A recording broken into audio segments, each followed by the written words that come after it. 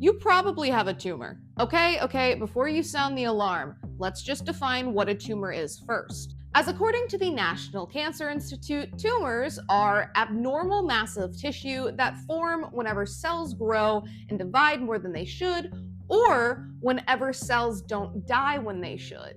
It is also important to note that with that definition, tumors are not always cancerous. They can either be benign or non-cancerous, or malignant, also known as cancerous. However, a lot of tumors that you might not even be thinking of are benign in most cases. For instance, if you have a skin tag, you have a benign tumor. Even though it is important to note that despite skin tags being benign, there are certain growths on your skin that can act as skin tags that are in fact cancerous, so still get your skin tags checked by your dermatologist. If you have a lipoma, which is an accumulation of fat tissue and can look like this or this, you have a tumor.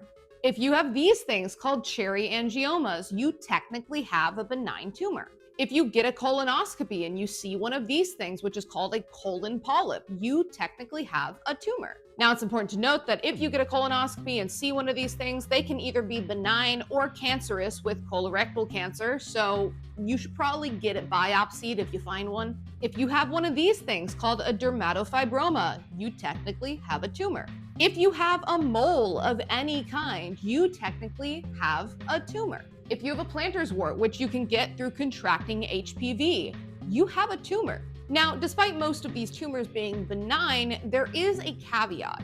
That being that if you have a mole or a freckle, for instance, that gets darker or changes in size and shape, you might want to get it checked out as it might be melanoma, which is not benign and is in fact very cancerous and can hurt you a lot. So as you go through this video and scope out your own tumors, hopefully they're all benign, make sure to check out if any of them do in fact look suspicious. Because if they do, you should definitely see a doctor.